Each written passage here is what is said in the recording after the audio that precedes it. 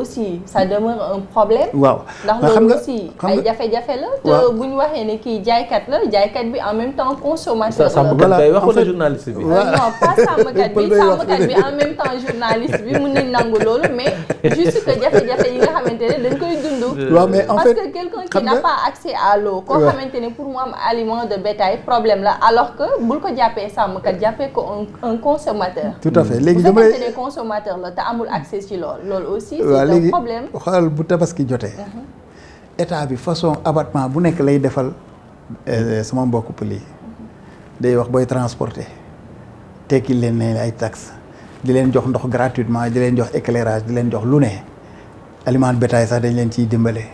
mais amul benn répercussion sur le prix du mouton au consommateur.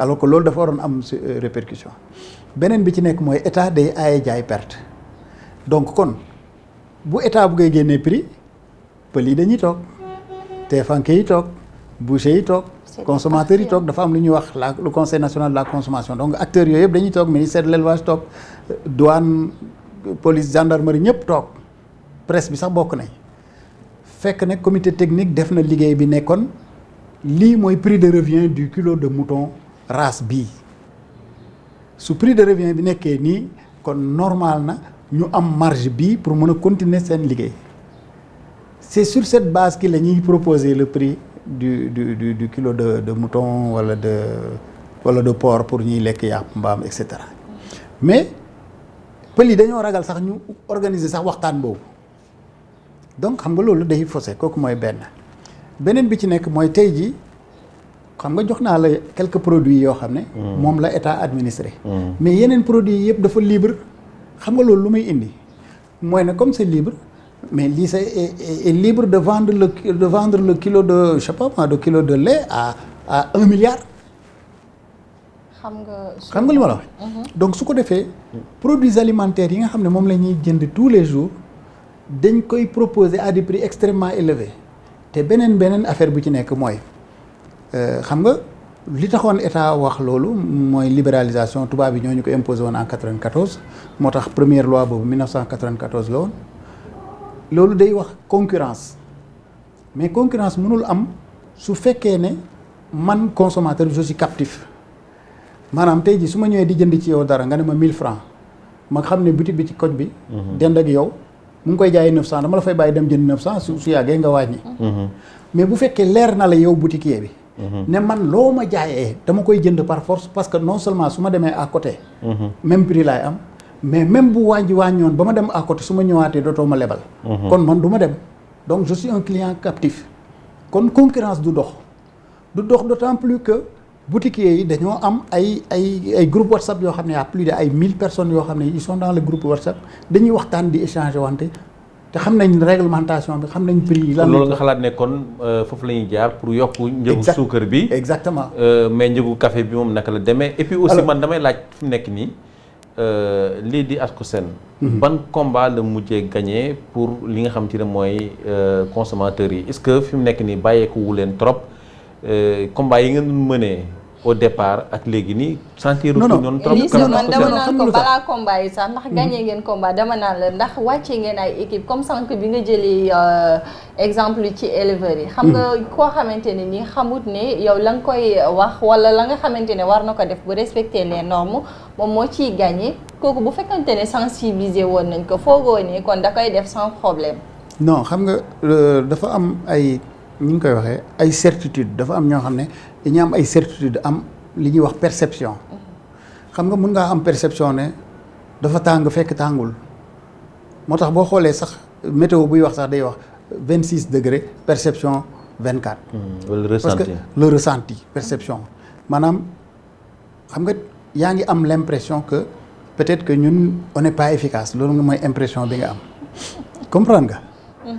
mais association boo xam ne wàññi na ñetti yoon loyer man maa ko initié personnellement toutes les baisses du loyer te man je suis pas locataire. on n'a pas dit que dañoo. non vous avez des équipes yoo xamante ni souvent dañuy wàcc sur le terrain. déggul ma la wax ñun on est le terrain maanaam tey jii 24 heures sur 24 man damay toog sama téléphone sonné 2 heures du matin ay réclamation parce que les gens ils n'ont même pas une idée de l'heure ñoom bu ñu amee problème rek dañuy amul dimanche amul samedi amul dara dañuy woote et moi mon téléphone je l'éteins pas comprendre nga donc loolu don de soi la te man du loolu mooy sama liggéey man leneen laay liggéey donc ce qui veut dire que aujourd'hui li ci nekk mooy en plus c'est pas rémunéré c'est gratuit. Mais ci loolu la ñu xam et puis quand même il y a des avantages qui sont liés un peu à cette tâche-là. Oui. Même si quand même c'est service public, c'est gratuit, mais quand même il y a des avantages qui sont liés à ça. waaw bon les avantages mooy soo fexee ba wàññi am da nga ciy bénéficier. Non mais en tant que par exemple conseil d'administration. bon conseil d'administration noonu. soo bokkee et puis aussi mën a wax état bi par rapport ak yi xew. exactement et décrocher des partenaires. yooyu yëpp aussi ci la bokk. non je donne un exemple par exemple ñun on n'a aucun financement. mais est-ce que wutu ngeen ko aussi. waaw utuñ ko nag. parce que xam nga lu tax parce que lu tax on a vu que xaalis dafay tas association. bu xaalis amee fenn rek toujours dañuy xool wow. même pas des appuis comme niñ ko déggee sànq. non déggoo li ma la wax ñun les seuls appuis qu'on a ARTP mooy ñuy jox les associations de consommateurs. 2 millions par an des fois 1,5 million par an ñun suñ local bi rek 400 000 francs CFA 500 000 yooyu minimum mooy li ñuy dépenser par mois. affaire locale bi kese rek. donc ça veut dire que loolu c'est absolument rien du tout donc li ñu def dañ koy def parce que dañ ko gëm mais defuñ ko pour question xaalis wala dara beneen kii bi ci nekk mooy boo xoolee ñun li ñu def mooy dañu gis benn problème am ñu ne y a plusieurs façons d'agir soit ñu nekk ci mbedd mi def marche wala ñu dénoncer wala ñu proposer des solutions on a tout essayé parce que ça fait quand même 36 ans que l'ASCOSEN existe marche nañ ñu jàpp ma masse courant et cetera marché nañ sax contre la hausse des loyers du temps de Wade. waaw te taxul prix yi wàcc mais moo tax en fait ñu ne manifestation yi nga xam ne ASCOSEN moo doon def. si sentiratuñ ko noonu. parce que ASCOSEN ay jamono. mais bu ñu doon wax hausse man plusieurs fois ñëw naa fekk naa la fu nekk. exactement def interview ak yow ci wàllu consommation yi mais léegi si nii dafa mel ne ASCOSEN dafa ker. déedéet moom laay expliquer nii. moom laa lay expliquer xam nga avec Wade def nañ marche. pour ñu wàññi prix du loyer. On n'a pas obtenu gain de cause. Parce que Wade était persuadé que nañ yokk offre bi. yeneen bees yi am ci location yëpp amu ci benn boo xam ne marché moo ko joxe. yëpp dañu wax état jox ko solution. parce que il faut nga xam nooy ñun lu ñu am solo mooy nañ wàññi loyer ñu ne bon essayé nañ marché ça n'a pas marché nañ essayé beneen façon. quand le président Macky Sall est venu mu proposé ko ne nañ wàññi location bi xam nga nu ma ko jaaree lii laa ko wax. ANSD moo def étude gis na ne gars yi dañu yokk 256%. alors que 44% rek la ñu subir. deuxièmement mu ne ma ne ko ANSD bi mu defee étude bi gis na ne population yi dañoo sonn ci location ba il demande une baisse de 37%. ma ne ko boo wàññee location yow ci sa bopp di nga fay yow état yaa ngi fay 14 milliards de francs de location soo wàññee 30% c'est beaucoup d'argent yoo xamante ne bi yow état da nga koy économiser. xam nga da ciy gis boppam. waaw approche bi. ma ne ko troisièmement mu ne ma ne ko soo wàññee population yi dinañ ànd ak yow comprendre nga. donc il est gagnant à tous les coups. mu ne d'accord on a obtenu le résultat sans faire de marche donc l'essentiel ce qui est important c'est le résultat. dañ koy teg xel parce que bu fekkee ne moom moo yore doole ji. mooy président moo yore armée yore kii et cetera.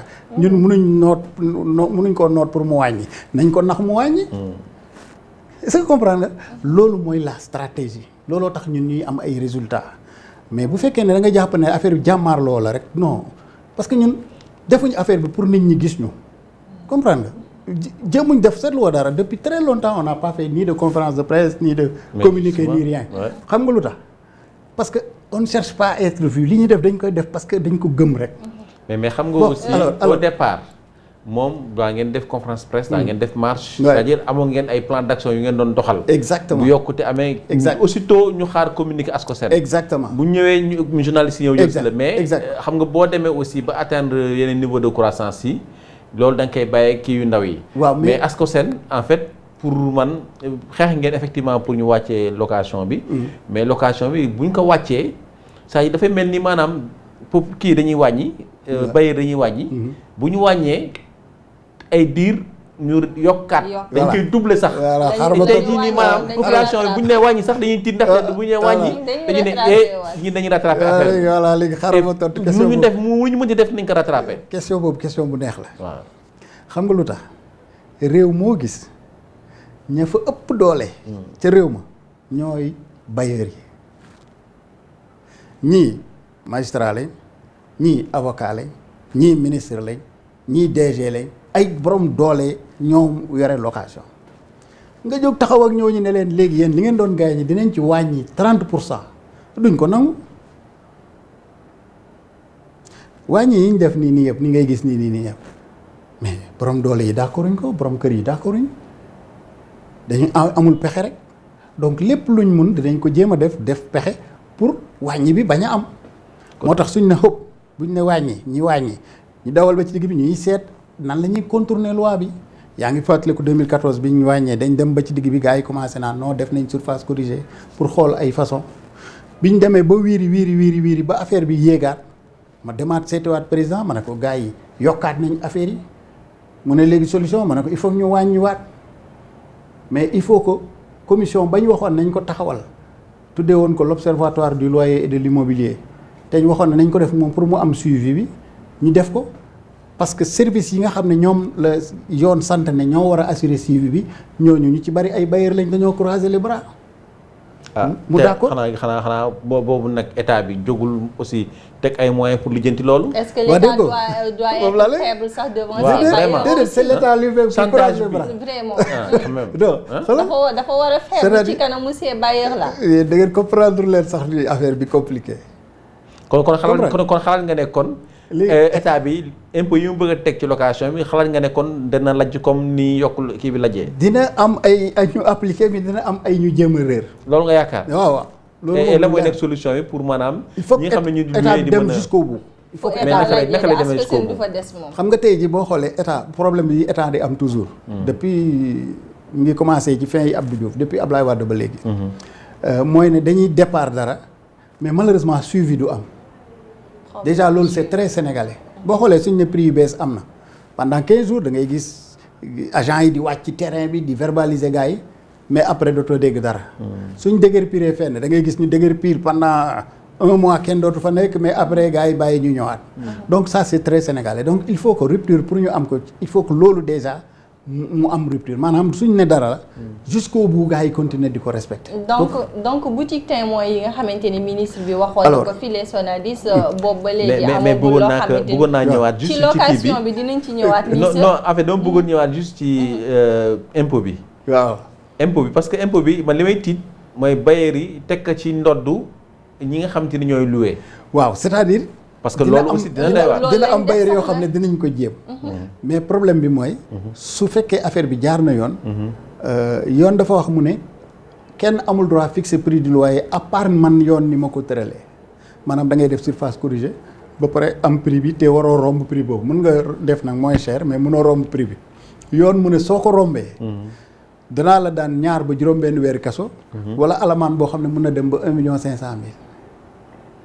mais bu fekkee ne yoon da koo wax ba pare te kenn jéemu koo appliquer. justement application mooy problème bi. mais premier bi mooy yow bu fekkee yow dañ la loué nga jàpp ne waa ji lim la loué dafa seer mais soo demee tribunal rek day jël expert ñu calculer waat prix kër gi. te mooy fay expert bi. yow yaa koy fay yow mi demandé. waaw mais xaaral mais su fekkee par exemple léegi waa ji daf la naka la suñ daanee mais suñ daanee su fekkee waa ji moo toor moom mooy fay. mais bu fekkee ne waa ji toorul yow yaay fay léegi nag su fekkee par exemple expert dafa génnee résultat ne yow waa ji 100.000 la doon laaj ndekete mi ngi la doon laaj 150.000 50.000 yi mu ci teg depuis des années da la koy rembourser. te il risque 2 à 6 mois de prison wala une amende qui peut. te c'est à la portée de chaque consommateur. mun nga dëkk ci benn kër 5 ans 3 ans 2 ans 1 an. ne man yaakaar naa ne waa ji li may luyee dafa cher soo demee rek dañ koy régler. d'accord mais le problème mooy. ñun biñ xeexee bañ wàññi location am na ñu dem wax seen bailleur ne la wàññil 5.000 kese. xam nga luñ ci jublu te boobu ils avaient droit à 29.000. xam nga luñ ci jublu woon pour woon bailleur bi ne ko ñun kat yoon may nañu 29.000 mais ñun 5 rek lañ la teg. pour que ñoom itam bu ñu retardé waa ji du leen teg li yoon wax. donc yooyu yëpp daf ci nekk c'est-à-dire y a beaucoup de situations yoo xam ne. le consommateur ci boppam moom moo du laaj li nga xam ne mooy àqam wala yelleefam.